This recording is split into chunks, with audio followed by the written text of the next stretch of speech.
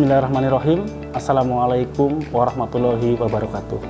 Alhamdulillahirrabbilalamin. Allahumma sholli ala sayyidina Muhammad wa ala ali Muhammad. Rabbi shrah li sadri wa yassir li amri wahlul 'uqdatam min lisani yafqahu qawli. Selamat pagi dan salam sejahtera bagi kita semua. Perkenalkan, saya Prasetyo. Saya merupakan dosen tetap pada Prodi S1 Fakultas Peternakan Universitas Jenderal Sudirman Purwokerto yang ditempatkan pada Laboratorium Tanaman Pakan di Universitas Jenderal Sudirman Purwokerto. Pada pagi hari ini, saya akan menyampaikan pernyataan diri dosen dalam unjuk kerja Tridharma sebagai salah satu syarat untuk memperoleh sertifikasi dosen.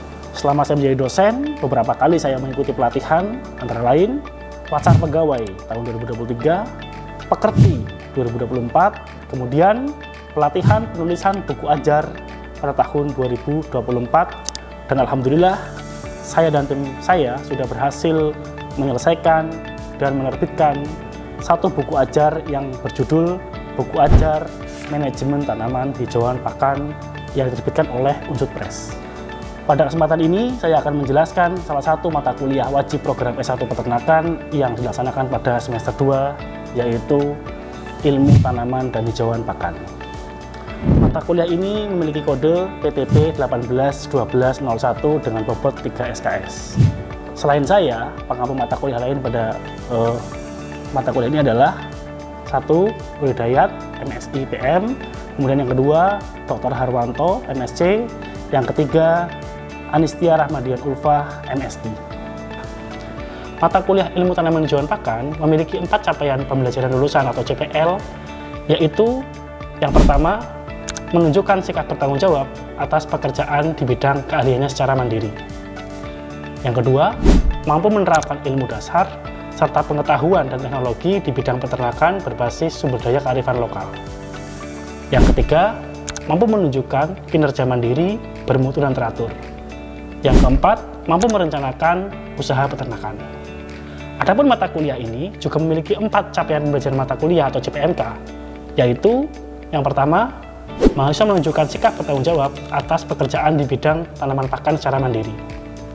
Yang kedua, mahasiswa mampu menerapkan ilmu dasar serta pengetahuan dan teknologi di bidang peternakan berbasis sumber daya lokal pada pengembangan tanaman hijauan pakan. Yang ketiga, mahasiswa mampu menunjukkan kinerja mandiri, bermutu dan teratur bidang tanaman pakan.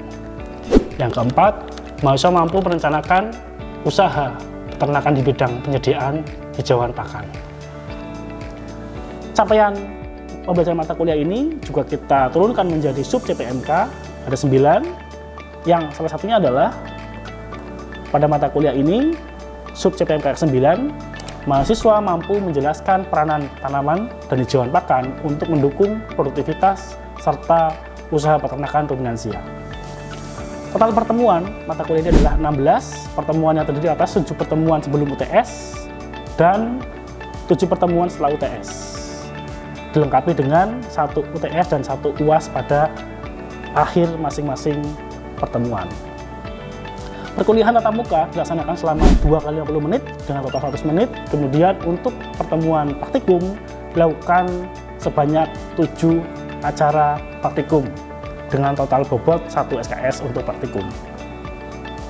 Rangkaian praktikum meliputi yang pertama asistensi, yang kedua manajemen tanaman pakan, yang ketiga pengenalan jenis pupuk, yang keempat teknik pemupukan, yang kelima pengenalan jenis tanaman pakan, yang keenam analisis produksi rumput potongan dan rumput unggul, yang kedelapan adalah responsi. Dalam penyajian mata kuliah Ilmu Tanaman Hijauan Pakan, saya menggunakan metode DIA, yaitu delivery, kemudian interaction, dan assessment. Delivery atau penyampaian dilakukan menggunakan metode ceramah interaktif, perkuliahan tatap muka, dan materi diunggah menggunakan LMS Unsud berbasis LDRU. Saya menggunakan berbagai media pembelajaran interaktif antara lain modul digital, video, presentasi grafis, dan lain sebagainya. Interaksi mencakup kegiatan diskusi dalam bentuk small group discussion, kemudian mempelajari case-based study, kemudian kelompok mengulas kembali hasil diskusi mereka dalam sebuah kesempatan presentasi, kemudian dosen memandu dan memberikan masukan terhadap hasil ide serta penyelesaian masalah yang dilakukan oleh mahasiswa. Dari aspek asesmen, kita melakukan penilaian dengan dua jenis, yaitu formatif melalui kuis, penugasan dan presentasi, kemudian penilaian sumatif melalui hasil UTS dan UAS. Adapun komponen penilaian pada mata kuliah ini meliputi CBL 50%, kuis 5%, UTS 15%, UAS 15%, dan praktikum 15%. Pembelajaran kasus 50% meliputi membuat proyek ya dalam bentuk peraga banner eksplorasi hijauan, kemudian tugas terstruktur pemecahan masalah, diskusi, presentasi, serta menilai keaktifan dalam mahasiswa menyampaikan gagasan, ide, dan pendapatnya. Pada bagian referensi, saya menggunakan referensi yang terbaru dan referensi yang relevan, antara lain textbook dari Michael Collins et al. Tahun 2018 dengan judul Forage Volume 1, kemudian buku dari J. Moore tahun 2020 dengan judul Forage Volume 2, kemudian saya juga menggunakan buku ajar yang kami terbitkan sendiri dengan judul Manajemen Tanaman Hijauan Pakan, serta kami menggunakan referensi lain sebagai pendukung, antara lain jurnal penelitian yang terbaru dan beberapa buku-buku referensi, misalnya buku tentang rumput dan legum, kemudian buku tentang manajemen pastural. Untuk melengkapi unjuk kerja Tridharma ini, marilah kita saksikan proses belajar mengajar yang saya lakukan di kelas pada mata kuliah Ilmu Tanaman Hijauan Pakan. Selamat menyaksikan.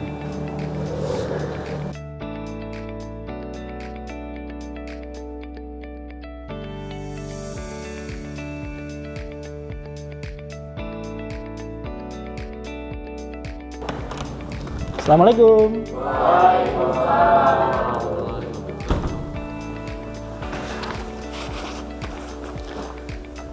Baik teman-teman, sebelum kita mulai kuliah, marilah kita berdoa agar kuliah kita pada siang hari ini diberi kelancaran dan keberkahan. Berdoa, mulai. Selesai. Assalamualaikum warahmatullahi wabarakatuh. Waalaikumsalam warahmatullahi wabarakatuh. Gimana kabarnya hari ini? Ya, alhamdulillah. Baik, sebelum kita mulai kuliah ya, saya mau berikan pantun dulu nih. Oke, jangan lupa cakapnya ya. Oke. Pergi ke pasar membeli jamu. Jamu diseduh hangat rasanya. Hari ini senang bertemu denganmu. Kita mulai pelajarannya. Oke. Baik, pada siang hari ini kita akan mempelajari tentang perencanaan hijauan pakan ya. Jadi sebelum kita mulai kuliah ini, kemarin sudah dibahas oleh dosen sebelumnya tentang bagaimana faktor yang mempengaruhi tanaman pakan. Hari ini kita akan mempelajari tentang bagaimana tanaman pakan ya, mahasiswa mampu merencanakan usaha peternakan di bidang penyediaan hijauan pakan. Jadi harapannya nanti setelah mengikuti mata kuliah ini, Anda bisa merencanakan, mengatur, memberikan suatu masukan kepada pemberi kebijakan tentang seberapa jumlah hijauan yang bisa ditanam pada suatu lahan milik pemerintah atau mungkin milik PT swasta. Kemudian sub CPMK pertemuan ke-9 ini yaitu mahasiswa bisa menjelaskan peran tanaman hijauan pakan untuk mendukung tadi ya, ketika kita sudah bisa menemukan berapa jumlah yang bisa ditanam, berapa yang bisa dipelihara sapinya, maka itu bisa menjelaskan bagaimana tanaman pakan bisa mendukung jumlah sapi yang dipelihara pada suatu tempat. Oke, sebelum kita mulai pada suatu kuliah ini, maka kita akan lihat dulu nih. Ini kasus di sekitar kita bahwa sekarang banyak sekali para petani, peternak kita mengalami masalah kesulitan mencari rumput. Ini beberapa media massa, beberapa potret berita bahwa terjadi kesulitan mencari rumput akibat kekeringan. Oke, saya mungkin minta pendapat teman-teman ketika Anda melihat seperti ini, kira-kira mengapa ini bisa terjadi? Silahkan salah satu. bisa berpendapat? Monggo. Silakan. Ya, silakan Mas. Mungkin karena lahan terbuka hijaunya sudah semakin terbatas, Pak. Oke, sehingga sedikit ya. Jadi lahan untuk menyerap airnya jadi berkurang. Oke. Boleh, yang berikutnya adalah dengan semakin sulitnya rumput, maka menjadi harganya semakin tinggi. Ketika harga semakin tinggi, kira-kira apa dampak bagi peternakan di Indonesia dan apa dampak bagi harga komoditas peternakan? Silakan teman-teman, ada yang bisa berpendapat ketika harganya naik, kira-kira seperti apa kemampuan peternak kita? Silakan, apakah ada yang mau berpendapat? Silakan. Ya. Kalau biaya produksi naik, Oke. otomatis harga jualnya harus naik. Oke. Tapi fakta di lapangan belum tentu seperti itu, Pak, karena Oke. kebanyakan konsumen tidak mau kalau harga petani naik. Jadi pada akhirnya petani harus mengalah, Oke. mengalami kerugian, Pak.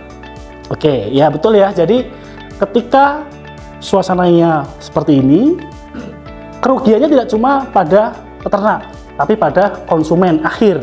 Maka harga sapi, harga daging akan mengalami kenaikan akibat sulitnya stok pakan. Jadi tadi pertanyaan saya adalah mengapa ini bisa terjadi dan bagaimana cara mengatasinya. Maka pada pertemuan ini kita akan membahas bagaimana cara memperhitungkan agar jumlah sapi yang dipelihara pada suatu tempat tidak melebihi kapasitas.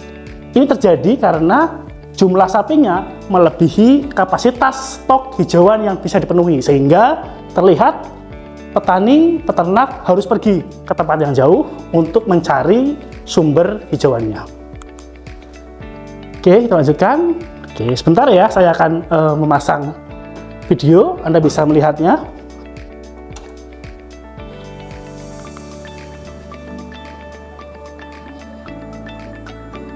Petani di pesisir selatan Kabupaten Kebumen, tepatnya di Desa Kanglang Progaten, Kecamatan Klirok, lebih memilih menanam rumput gajah di lahan pertaniannya daripada menanam palawija ataupun padi. Hal ini dikarenakan harga jual rumput gajah lebih menjanjikan. Suharto, salah satu petani rumput gajah dari Desa Tambak Progaten, mengatakan harga jual rumput gajah saat ini Rp11.000 per unting. Namun biasanya harganya bisa naik hingga Rp15.000 per unting. Selain harga yang cukup menjanjikan, cara menanam rumput gajah juga terbilang mudah. Menurut Suharto, sekali tanam, rumput gajah bisa dipanen setiap 1,5 bulan sekali dengan kurun waktu yang lama hingga bertahun-tahun. Ia berharap harga rumput gajah terus stabil. Dari Tambak Progaten Klirok, TV Punangkari TV memberitakan. Oke, tadi sudah melihat videonya ya. Saya ingin satu orang bisa berkomentar terhadap video tadi. Silahkan, satu orang mungkin bisa memberikan pendapatnya. Ternyata ada juga ya potensi kita bisa berjualan rumput.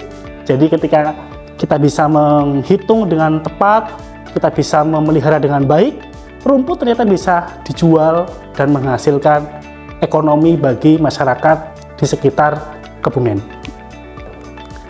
Oke, lanjutkan.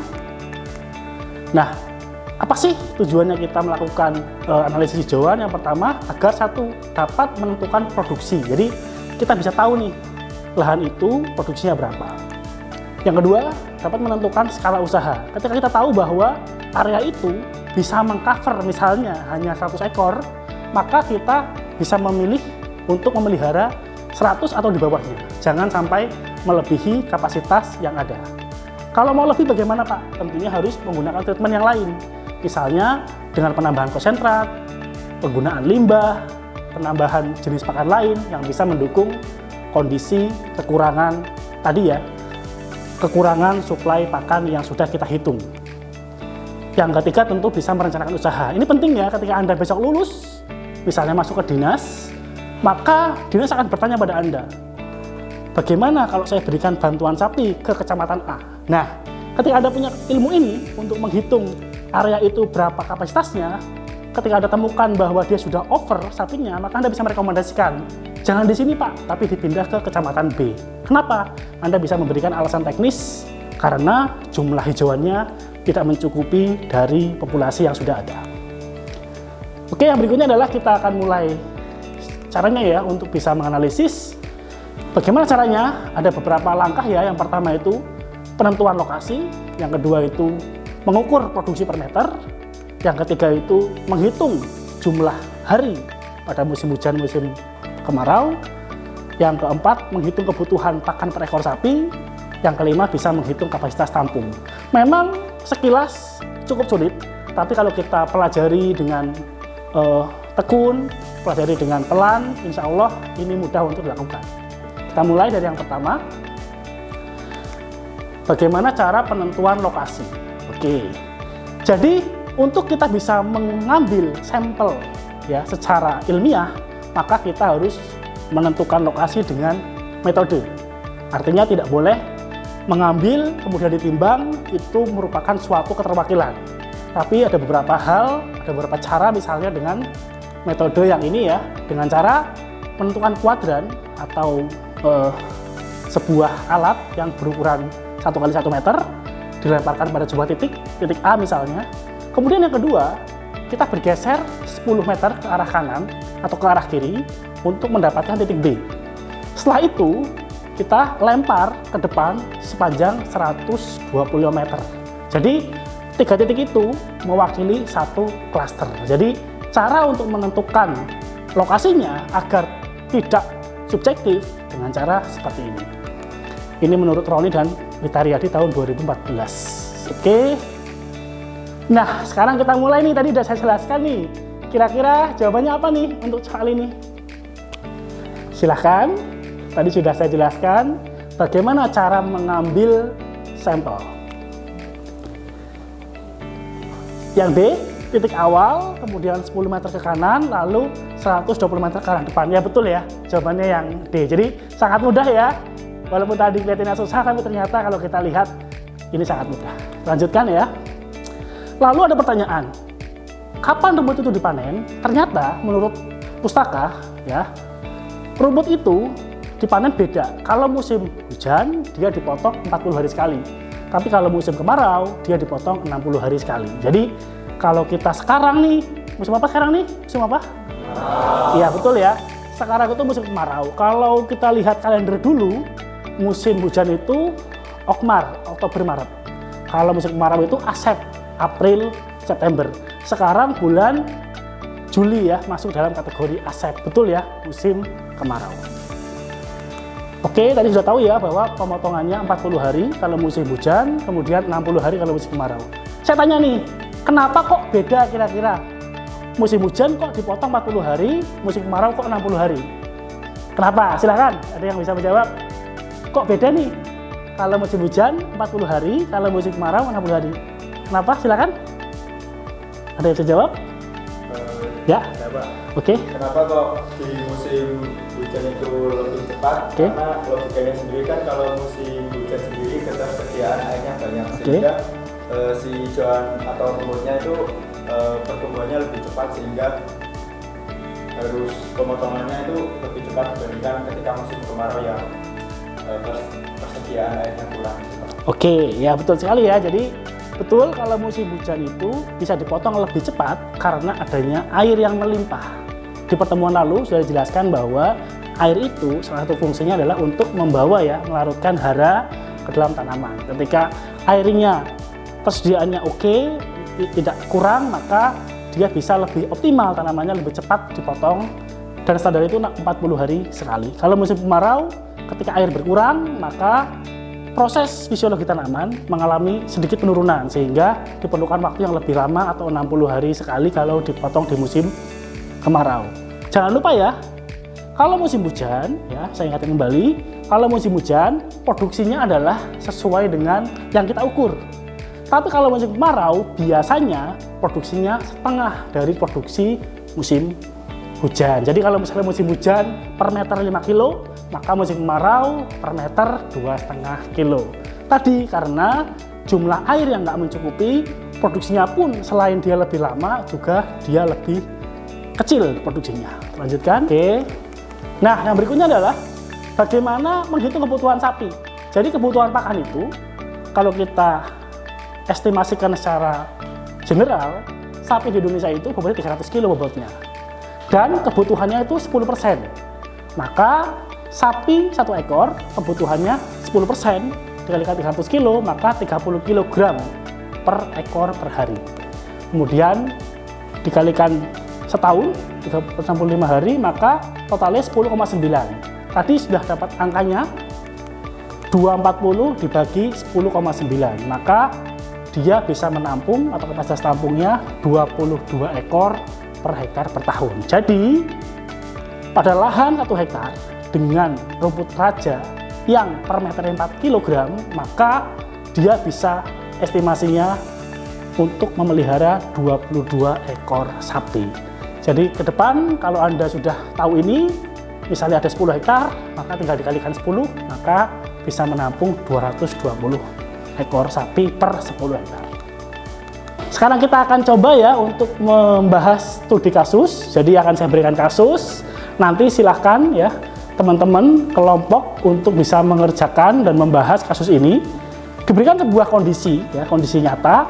Misalnya suatu PT, namanya PT Berkah Sukses, dia punya sapi 300 kg per ekor, kemudian dia punya lahan 10 hektar, dan Anda diminta sebagai konsultan untuk merencanakan Anda ingin tanam rumput apa atau legum apa, dan jelaskan kepada investor berapa jumlah sapi yang bisa dipelihara.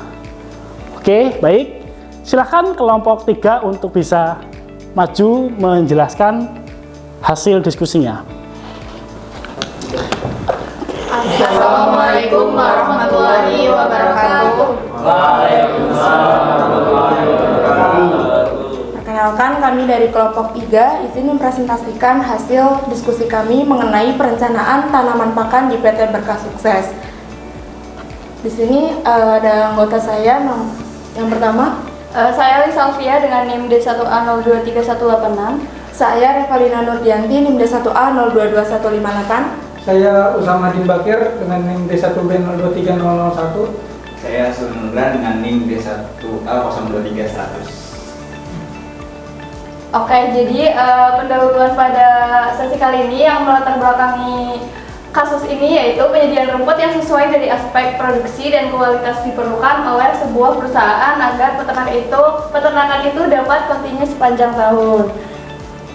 Adapun rumusan masalah dari kasus ini yaitu yang pertama, berapakah kapasitas tampung ternak yang dapat dipelihara di PT Berkah Sukses, dan yang kedua adalah rumput jenis apa saja yang akan dipilih untuk penyediaan pakan di PT Berkah Sukses. Oke, tujuannya dapat menentukan jumlah skala usaha sapi yang dapat dipelihara dengan baik di PT Berkah Sukses. Kemudian dapat menentukan dengan tepat jenis rumput yang akan diusahakan di PT tersebut. Oke, untuk contoh kasusnya, suatu hari Anda sudah lulus menjadi sarjana peternakan dan bekerja di sebuah PT. Perusahaan PT Berkah Sukses berencana memiliki usaha pembibitan sapi potong dengan bebek 300 kg. Dengan menyediakan lahan untuk ditanam hijauan sebagai pakan 10 hektar. Saudara dan tim sebagai konsultan diminta untuk membuat perencanaan pemilihan jenis 2 tanaman rumput ataupun legum. Nah, kelompok kami memilih rumput gajah Banisatum purpureum sebagai pemecahan kasus ini. Sebagai contoh, diketahui rumput yang kelompok kami pilih itu rumput gajah dengan estimasi produksi 3 kg per meter persegi dengan nama musim hujan 6 bulan dan musim kemarau 6 bulan. Lalu dengan bobot sapi 300 kg dan kebutuhan pakan 10% dari bobot badan yaitu 30 kg per ekor. Dengan produksi musim kemarau setengah dari produksi musim hujan yaitu 1,5 kg per meter persegi, dan panen musim hujan 40 hari dan musim kemarau 60 hari dengan jumlah lahan 10 hektar. Dan pertanyaannya berapa carrying capacity-nya? Oke, langkah awal yang kita ambil itu tadi sudah dijelaskan. Untuk produksi bahan basahnya itulah 6 bulan dan bulan keringnya itu 6 bulan. Maka 3 kilo dikali 6 bulan dikali 30 hari dibagi 40 hari, yaitu masa dekorasinya. Selanjutnya untuk masa musim kemarau itu setengah dari musim hujan, yaitu 1,5 kilo dikali 6 bulan dikali 30 hari dibagi 60 hari. Jadi totalnya adalah 13,5 kilo ditambah 4,5 kilo. Jadi produksinya itu 18 km persegi, yang berarti luas sapi itu 180 ton per hektar per tahun. Nah, kebutuhan pakannya itu kan sehari itu 30 kilo dikalikan 1 tahun, yaitu 365 hari. Jadi totalnya adalah 10,95. Jadi carrying kapasitinya 180 ton dibagi 10,95. Jadi hasilnya adalah 16,4 ekor. Jadi kita bulatkan ke bawah karena kalau ke atas maka kurang, jadi jadinya 16 ekor. Jadi tersedia lahan 10 hektar maka dapat melihara 160 ekor sapi. Kesimpulannya, PT Berkah Sukses dapat memilih rumput gajah untuk ditanam di lahan 10 hektar dan dapat melihara hingga 160 ekor sapi. Baik. Sekian untuk presentasi kelompok 3. Adakah yang mau ditanyakan? Saya izin bertanya. Pada kasus yang tadi, teman-teman memilih rumput gajah. Kemudian saya ingin tahu apa alasan teman-teman memilih rumput gajah sebagai pakan ternak. Oke, terima kasih pertanyaannya Mbak Angen. Seperti yang ada di video tadi mengenai pemilihan rumput gajah ini, yang pertama itu karena mudah ditanam. Yang kedua, rumput gajah ini memiliki produksi yang tinggi jika dibanding rumput-rumput lainnya. Lalu memiliki palatabilitas yang tinggi juga untuk ternak ruminansia. Oke, baik, karena sesi pertanyaan dan jawaban sudah selesai. Jalan-jalan makan bakso, jalan-jalan makan bakso Sami Asi. Sekian dan terima kasih. Wassalamualaikum warahmatullahi wabarakatuh. Oke, sebelum kita akhiri kelas ini, kita absen dulu ya. Jangan lupa siapkan HP-nya, akan saya bacakan tokennya ya. Oke, token untuk kuliah kita siang hari ini adalah 312 113. 312 113. Sudah semua? Sudah? Oke. Baik. Terima kasih. Jangan buru-buru jangan buru-buru keluar dari Eldiru. Kita masih ada kejutan nih, yaitu kuis. Oke. Ya, saya sudah menyiapkan kuis di bawah absen. Silakan Anda bisa buka untuk dikerjakan ya. Waktunya kuliah kita lanjutkan. Sebelum kita akhiri, akan saya bacakan sebuah quotes dari seorang Jonathan. Ya, beliau adalah penulis buku tentang rumput. Beliau mengatakan bahwa ketika ada seseorang siapapun itu yang dia menanam satu helai rumput berhak mendapatkan suatu penghormatan lebih baik dibandingkan seluruh politisi yang ada di suatu negara. Beri tepuk tangan. Oke, sebelum menutup kelas, maka kita akan pantun lagi. Jangan lupa ya, cakepnya ya. Oke. Baju merah dipakai sari. Duduk santai di pinggir kali. Kita sudahi kelas hari ini. Sampai jumpa di esok hari. Wassalamualaikum warahmatullahi wabarakatuh. Demikian tadi adalah video pembelajaran mata kuliah ilmu tanaman hijauan pakan. Semoga video tadi dapat memberikan pertimbangan yang baik bagi para asesor dalam penilaian sertifikasi dosen gelombang 1 tahun 2026. Terima kasih atas perhatiannya. Akhir kata, wassalamualaikum warahmatullahi wabarakatuh.